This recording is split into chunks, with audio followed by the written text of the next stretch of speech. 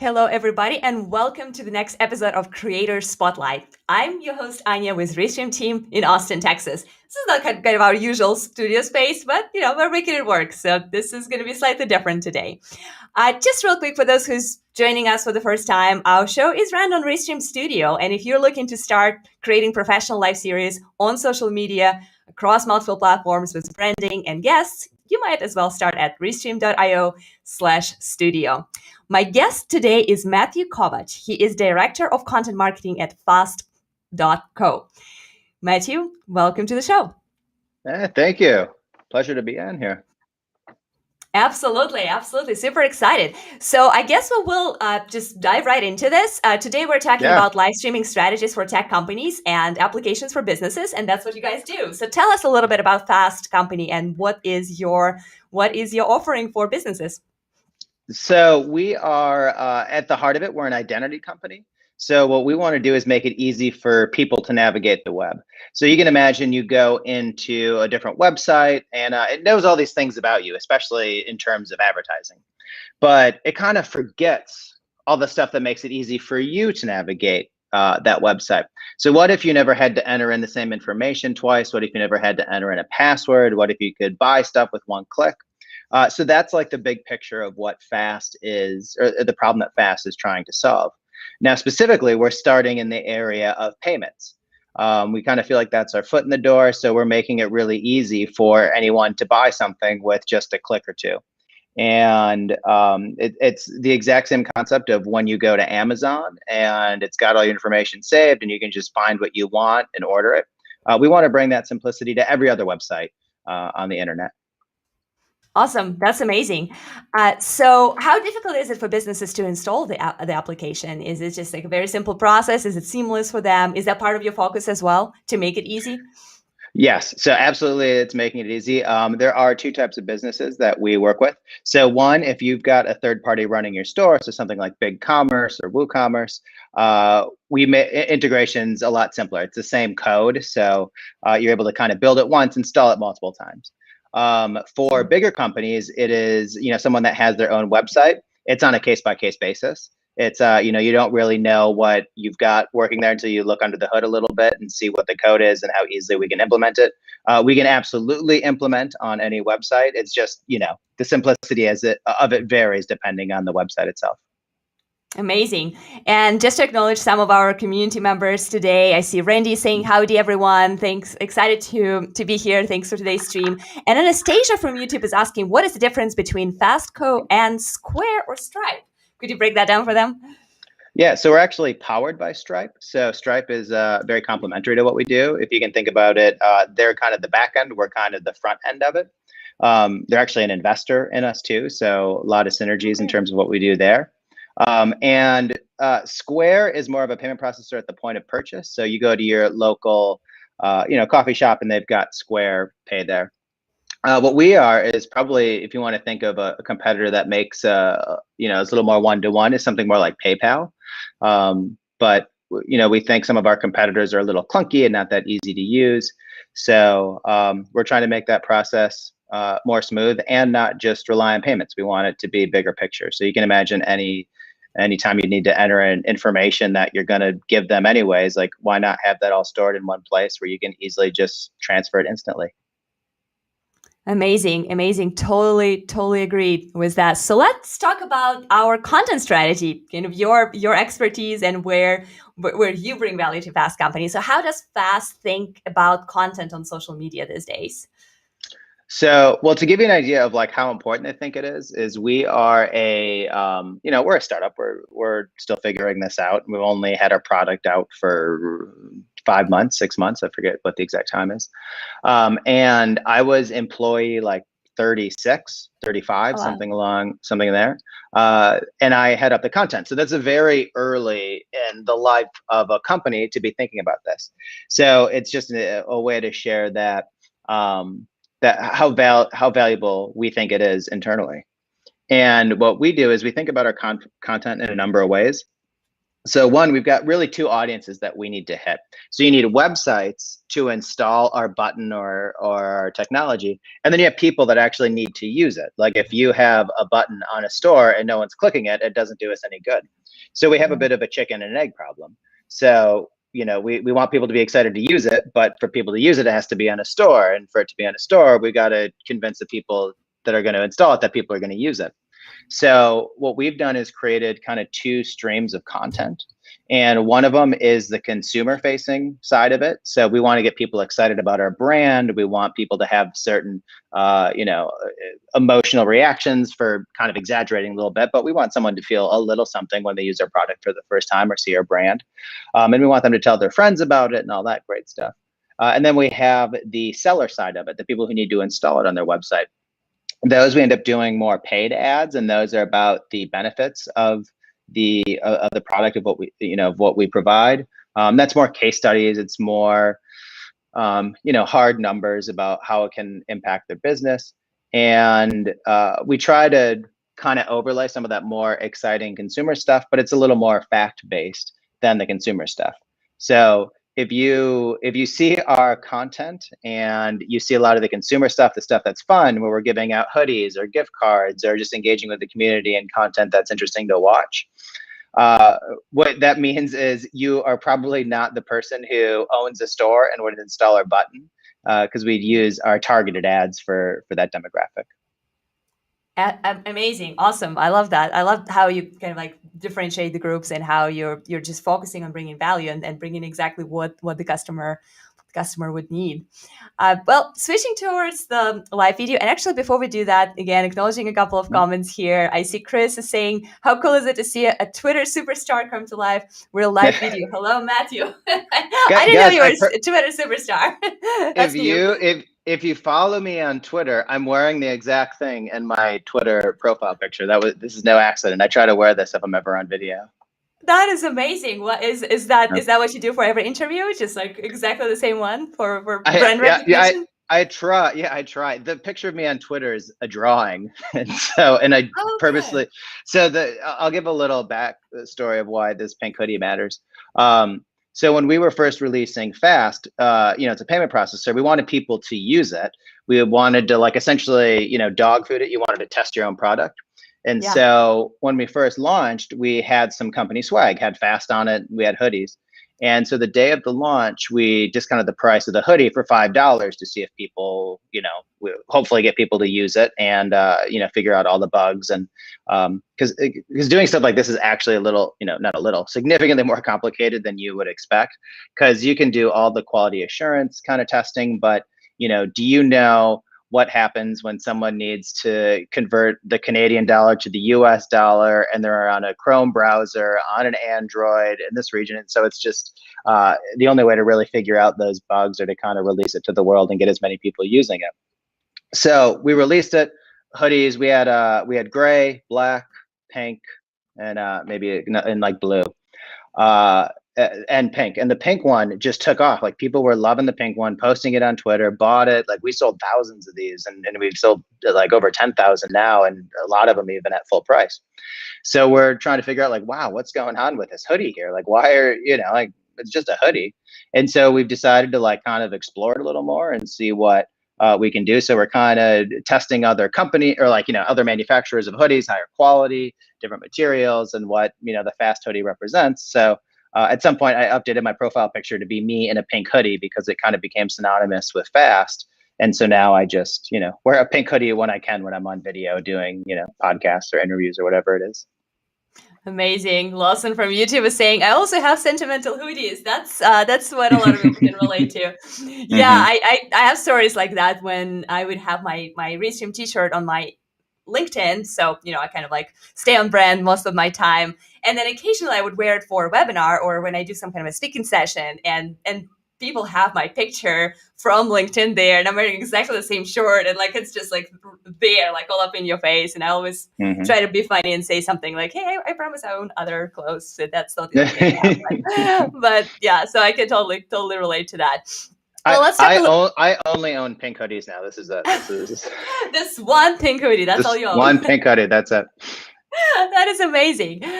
So switching gears a little bit towards the live videos. So I noticed that recently you guys used Restream to schedule a pre-recorded video. That was your fast forward lunch episode, and you pushed it to go live. So I was curious about your experience, kind of like use case of why scheduling a pre-recorded video made more sense than just going live as we're doing right now. Yeah. The easiest reason is we had a lot of moving parts. So we had over a dozen people in that video.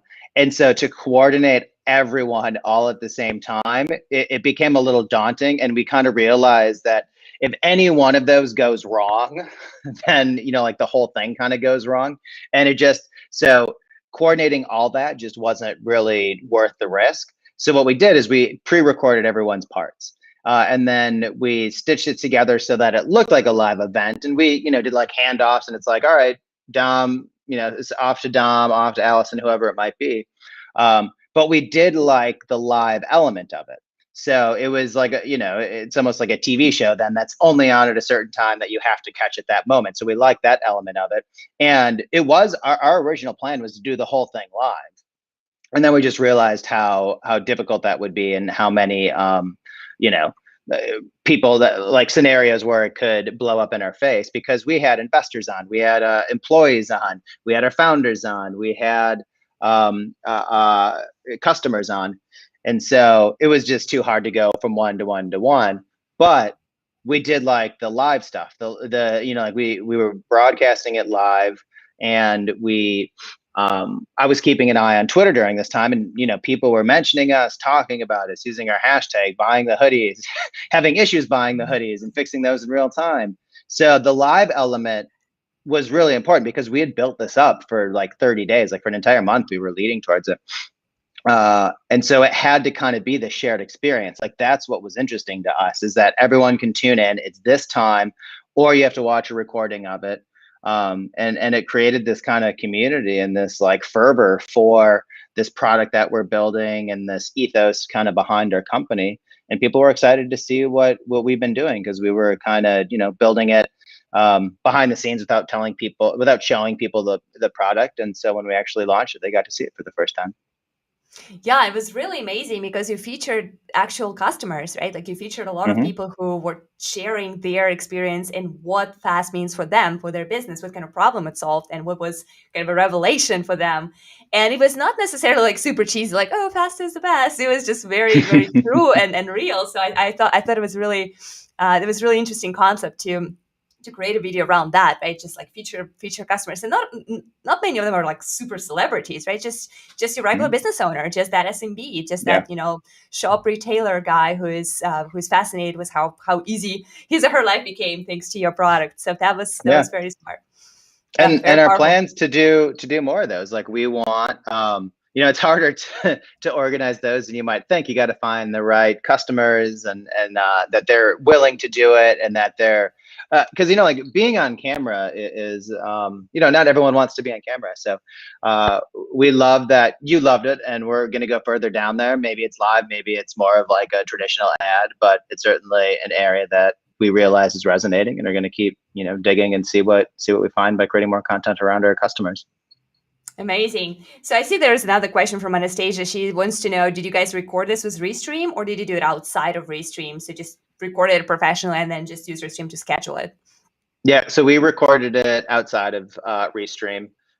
We had several. So we have a studio in our office, and so I think at that time you could maybe have like 4 people in the office. I forget what the rules around COVID were, but we went in, filmed a few things, and then since we had so many people remote, we literally just filmed the other things on our phones, or we had other people, like depending on what someone's setup was, they recorded on their computer or whatnot, and then we just sent it all to. We have a videographer, sent it all to him, and then he stitched it all together. We made some edits, realized some things flowed, where some things lagged, and changed it that way. But so yeah, we filmed it all before on separate devices, stitched it together, and then when we were ready to go, hit it live on Restream. Awesome. Got you. Yeah, now you can actually record in Restream. That's what I do a lot for my little mini series. I like to feature something or just shows how something works within Restream system. And I just like do it here and then use it basically as a recording software. So I think that's where Anastasia is coming from with her question. So why is it important for you to send those videos on multiple social platforms at once? Because I noticed the video went to YouTube, Facebook, and Twitter. Yep. It's possible that it went somewhere else too, but why is it important for you to cover all those audiences? Yeah, we tried Instagram Live too, and there was something, I forget what exactly it was, but there was something with the code in Instagram that made it not possible. But really, it's simple. We wanted the biggest audience possible. We wanted as many people to see this as we could, and so when more is more, it's really the simple thing. We didn't really care where they were watching it. We just wanted them to watch it. So whatever made sense, and we actually partnered with few other people. Like I posted it from mine, and I had some other key investors and stuff like that. They posted it from theirs. So we just wanted it to kind of feel like it was everywhere. And I don't even remember the time we went live. Let's say it was noon. Wanted it to feel like at that time that fast was everywhere, whether you were on Instagram or YouTube or Facebook or Twitter, and no matter who you were following. So just kind of having it from all angles was an interesting idea to us. That is a beautiful and interesting case. I haven't heard that. I like to ask the multi-streaming question, like, why is it important for you to go live? And people have all kinds of answers, right? Like the most common is, of course, the biggest audience. We want to get as many eyeballs as we can. Other people kind of like to emphasize that, well, I want to bring content where my audience is. I don't want to tell people who hang out on Facebook to go to YouTube, or people who watch things and kind of like scroll through LinkedIn all day to go on Twitter. But yeah, you kind of brought up this really interesting angle that like, hey, this is also creating this omnipresence, right? Like you're everywhere, no matter where you go. It's fast, or it's Restream, right? It's just, it's a good way to look at that. I love that. It's amazing. That's our goal. We're only going to keep doing that. It's going to be, hopefully you just see fast everywhere and you get sick of us. That's my dream. Well, that's what I hope Restream can definitely support you on and help you power that thing, because that's our vision. We see Restream as an accelerator and an amplifier, if anything, for your content, and specifically for your live video experiences that you can create with your customers. So as you have experimented with different live content, what worked best so far, even if it's in very like A/B testing stage, but like what type of content did you notice was really kind of resonating with your community? Was it like a product launch, an interview, the same customer testimonials that actually happen in real time? Yeah, what we found that actually works the best is this concept of build in public that we've been doing. I think it's just kind of innate with our 2 co-founders, Allison and Dom. They just kind of do that naturally. So we decided to kind of develop that as an ethos internally and have it be part of our culture. And so some of the more interesting things we've done live are these like AMAs with our founder. So we'll pick a topic. I'll essentially be the host or the moderator and kind of guide it, make sure it stays on topic, and fill any, noise. Like if no one's talking, I'll fill that void and come up with something. But those seem to be the ones that are the most interesting, the most helpful, and they end up being an ad for fast without it being an ad for fast. So we've done topics like how he did his first round of funding. We did about how to hire your first salesperson. You know, stuff like that. Like how do you hire a great team? And so when we do conversations like that, naturally what we do ends up coming up in the conversation. So we can certainly talk about why a company needs us. But when we have these topics that are a little more, far reaching, like that appeal to more people, we end up getting more viewers, and we just feel like it helps our brand.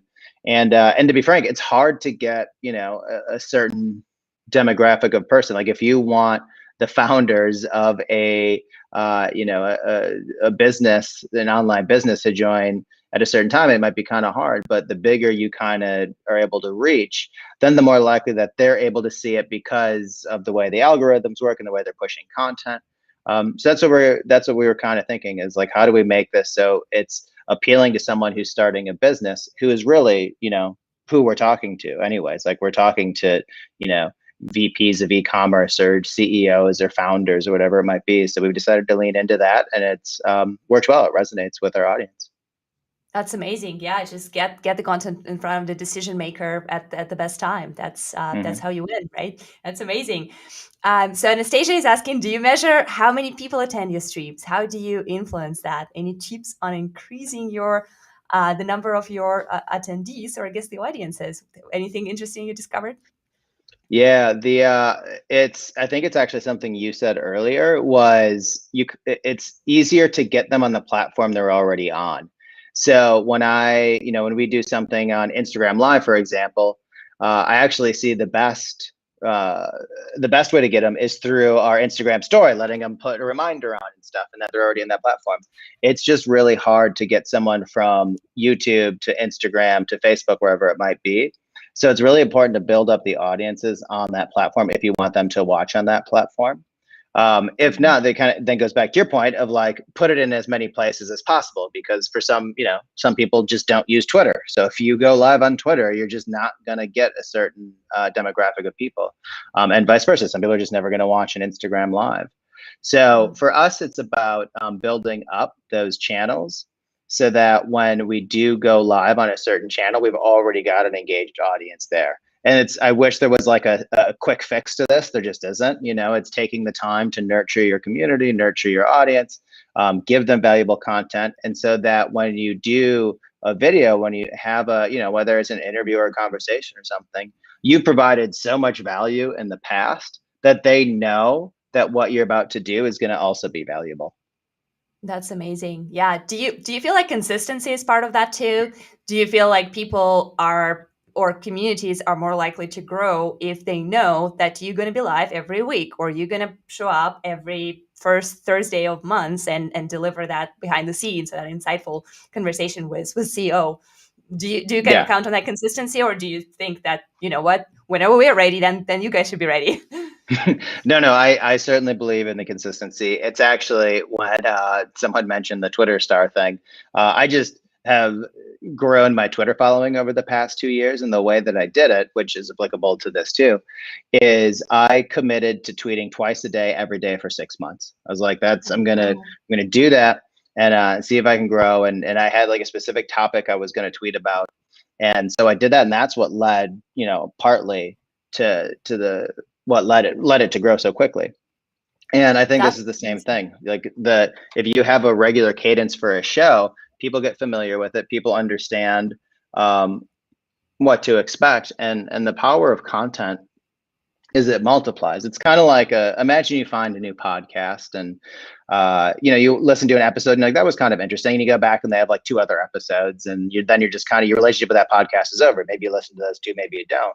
But if you go on and you find one and all of a sudden they've got a catalog of 100, now that becomes a lot more interesting of a podcast. And so it's kind of the same concept here, where everything you do can kind of build on each other, and every piece of content then becomes a little more valuable than the one that preceded it. Absolutely. Speaking of podcasts, we are repurposing this show into a podcast, and we definitely will come back to repurposing topic with Matt. But let me quickly reintroduce you for those who are just experiencing us as audio. So my guest today is Matthew Kobach. He is Director of Content Marketing at Fast Co.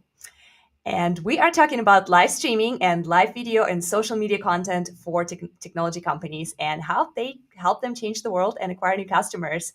So speaking of podcasts, since we're kind of on this topic anyway, I know that Dom, the CEO, has a podcast. He's very active on LinkedIn. There's a lot of Mhm. content that he's kind of like creating around his personal brand, and it's very tight with Fast brand altogether. Mhm. Any plans for him to start regular live series himself? So we tested the water a little bit with Instagram. So we had done an Instagram live series where we maybe did four of them or five of them. I forget exactly how many. And to be frank, we just got other things just ended up on our plate. And so we just had to, make the tough decisions of prioritizing certain things. But the response we got was great. And so what we've got to figure out, one, we need two things. We need to figure out how to create two or three of me, and then we need to figure out how to create two or three of Dom. So it just comes up to like our schedules being at the same time and it being, um, I mean, really, that's it, and just making sure that nothing else falls through the cracks. So to kind of pull back the curtain a little bit on what we're doing is like we are unbelievably focused on sellers and making sure that they're getting the messages that they need at the right time, and that we're working on creating content that highlights them. And so once we kind of feel like we're in a better place with that, then we're going to revisit doing some of this more stuff with Dom, and he loves it. Like he's great. He would do interviews for 5 hours a day, I think, if we asked him to. It's just kind of his personality. So we just need to figure out how to get some of that, like just get on a schedule to do it. So that it does kind of feel like it's like, all right, every Thursday at 9, I'm going to get on and do this. And so for us, yeah, it's getting kind of the other pieces of the marketing puzzle up and running so that they're a little more self-sustained, and then layering this on top. Yeah, yeah, absolutely. I love your idea about cloning and getting three of you, three of Yeah. Dom. I'm when you Uh-huh. guys develop that technology or stumble Hmm. upon, let me Yeah, know. yeah. We'll let you I have a know. couple of people, including myself, that I would Hmm. absolutely love to do that with. That's amazing. So speaking about focusing on sellers and just kind of converting your social content and your content strategy in general into sales and business and revenue, it's not a trivial task, right? Like, because a lot of things that we do content wise are not necessarily translating into purchases right away. A lot of them, Hmm. like you mentioned earlier, is a long game. Like you have to wait for a long time before you actually can harvest the results of that. But there are obviously certain things that you can measure right away, and there are little knobs that you can tweak to make sure that the effort that you're putting into your content actually translates in new customers. So how do you guys think about that? What's your approach to monetizing content and making sure that the effort that you're putting into this actually translates into new paid customers? So I am usually the wrong person to ask this question to, because I think we over rely on data. Like I don't think we have that problem. People ask like, how do you measure the ROI, or what's your KPIs, and what numbers you. Um, like it's really obvious. You can look at how many followers you have, or you can look at how many clicks you got, how many clicks you generated, stuff like that. But I worry that focusing on that stuff makes you miss some of the stuff that's hard to measure. So, for example, we're doing a lot of brand stuff. That's a lot of customer facing stuff, and we're going to continue to do it. And the effectiveness of that is really difficult to measure. So we don't really have anything that we want them to do. It's not like the only thing we want them to do is click the button if they see it. So instead, we're trying to create some affinity. We're trying to create a brand that resonates with people. And when you do those things, like they're difficult to measure. Like really, the only way is if we did a big study before we launched a big campaign to see what people thought or see if they knew us, and then to do a big study after a campaign to see if they know us or how they feel about us. So we certainly do the metric stuff. We have, like we have certain goals in terms of our paid marketing. In terms of like, all right, how many potential sellers clicked this ad, and then how many then went down the sales funnel? Where do they drop off? How do we, keep them on track, and how do we get them to actually complete and install? So we do all that. Like that's 100% we're focused on that, but we don't do it at the expense of the brand, and we don't do it at the expense of the things that are hard to measure. So I'm a big advocate for fight for the things that are difficult to measure, because we tend to forget that those are also important. Yeah, and sometimes more important than very measurable things, because, like I mentioned, it's a long game. That's why we do these shows, Mhm. right? Not none of our live shows that happen on Restream channels are necessarily like very salesy. You know what I mean? Like none of our Mhm. shows are like, buy Restream right now. This is what you need to do. Most of them are just, inviting people who do amazing things with live streaming, or talking about some specific parts of streaming, such as how to be confident on camera, or how to make sure that you run your live streams on budget. And that Mhm. is, I think that's extremely valuable, because that's what lets people connect with your brand on some kind of like more spiritual level, if you wish, versus Well, just purely transactional. and it keeps you top of mind too. Like the person who sees our ad or comes across fast might not be ready to install us tomorrow or that day. Like you're running a business, or you've got a position where you've got a lot of things on your plate. We understand that you might not drop everything and install us right now. And Yeah, same with what you're saying. Like someone might not drop everything and just start going live tomorrow. yeah. Like it's something that kind of takes some time to build up to. So if we can kind of be top of mind by sharing helpful information, I think that's as much of a sales funnel as anything else. And it's just hard to measure. It's hard to say, like, you don't know. Did they see the first video we did, and then they went away for a month, and then they saw some ads we did on through Google keywords, or maybe they saw a Subway thing. And then by the fifth time they saw us, then they had been thinking about live streaming, and they only thought about us. So they're thinking about a faster checkout, and they only knew about fast. And so they researched us. Like that stuff's really hard to measure. And so creating the content that just hits more people just is the obvious thing to do to me. Like I just can't describe it any other way. Like I want as many people to know about our brand as possible. Absolutely, absolutely, and yeah, and social media gives you a lot of tools to do that. And as long as you're smart about the type of content and the messaging, you're good to go generally. So, if you had to pick one initiative that's related to social media content that you worked on recently that really made a difference for Fast, like if everything you did for the company, you just had to put it in the box, put it away, and say, "There's one thing that I did that I think was a game changer." What would that be? It's hard to say it's anything but the pink hoodie. It's and it was dumb luck. Like that's the other thing about marketing too. Like I didn't have this big strategy behind a pink hoodie.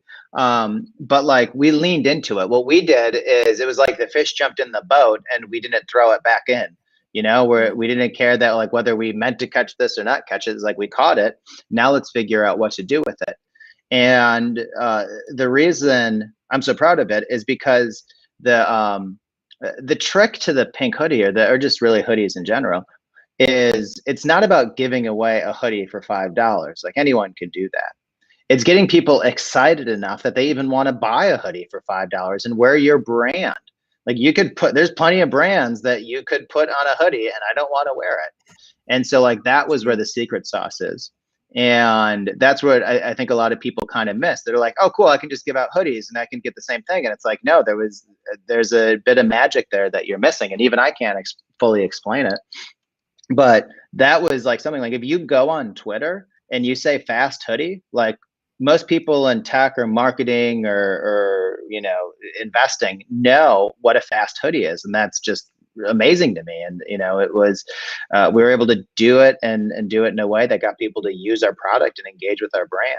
So it's really tough to beat that, and it was like this early win for us. And so I think it's going to be, it's like your first love always has a little special place in your heart. It's that kind of same idea. It's like I think this will always be the very meaningful activation we did at Fast. That is And amazing so, analogy. so someone commented too. If you want to get one, you just go to store.fast.co. All right, I'm gonna We actually have drop that in the chat. Let me find it for you. Store.fast. co. Yeah. Oh, okay. Yeah, here it is. Oh my God. I'm Mhm. gonna drop it in the chat for all those people who are asking, because I saw a couple of questions there. People were saying, "How do I get one? How do you sign up?" Here is the link. This is how you do it. And on the hoodie topic, I definitely would love to offer to do like a little swap. Like I'll be happy to send you a Restream Sure. hoodie in exchange of that pink hoodie that is so Of iconic and course. have made a Of course. difference. I would love to It's have a one. the hoodie thing is, I know this doesn't have to do with live streaming, but it's just but it has to do with marketing and building a community and stuff. Yeah. It was so interesting to us that we decided like, all right, how do we take this to the next level? And so we've got like we're redoing it. Like we wanted more control over it. Like right now it's just a third party provider. We're like, what if we make it ourselves? What does that look like? And so we're getting ready to launch another round of apparel that's going to be kind of more endearing in the summer. So maybe June, July, August, something like that. And in the meantime, we had a Lululemon inspired collection that we just dropped. We're calling it like the 1.5 launch. We had the original hoodie. We have this like little thing that we're testing out. And it was really to see like how high end can we go with a hoodie? How big and bold can we go with our logo? And then we'll take what we learned from that and apply it to this next round of apparel. And who knows, maybe we do some kind of live stream for it, or we figure out some way to announce it and get people excited for it. I think you absolutely should. I think live streaming and Pink Hoodie definitely are destined Mm-hmm. to go together, because that's actually one of the live content type that we saw a lot of success among other clients, flash sales, right? When people say, hey, Mm-hmm. this is going to be this live stream where we are presenting the new product. It could be a hoodie in your case. And Mm-hmm. the only time when you can get it for, the special price, even for free, or, severely discounted, is if you join this live stream, if you interact with us, if Yep. you ask a great question about the product, if you share a great story, if you sign up to be in our video where we feature our customers and their testimonials. So there's definitely a lot of opportunity there. And yeah, definitely once that happens, I would love to be there. And yeah, make sure you invite us. All right. Well, it was a pleasure to talk to you today, Matthews. Thank you so much for sharing. I'm going to real quick just show a couple of captions for people. So, of course, if you want to learn more about Fastco is the place where you go. That's where you learn about the product. That's where you find the fastest way how to make sure your customers can check out. And the hoodie is already in the chat. And if you want to follow the Twitter star, Matt, this is how you find him. Feel free to follow and connect. He's also on LinkedIn. That's where I connected with him originally. And of course, I believe on other social channels as well, right? Like you probably are on Facebook Yeah. and Yeah. Instagram. I don't do much on Facebook, but I'm on Instagram. I don't do much on Instagram either, but yeah, you can find me. I'm Kobach wherever you want to look. Awesome. That's amazing. Well, thank you so much again for your time and speaking with us. It was such a pleasure. Yeah. Loved it. Had a great time. Thank you. Absolutely. Well, thanks everybody else for joining us today. This was great. And even though my studio is kind of interesting and unusual for me today, but I really appreciate your questions. Great stuff today. Great conversations. And I will definitely see you again for our next episode of Creator Spotlight. Bye, y'all.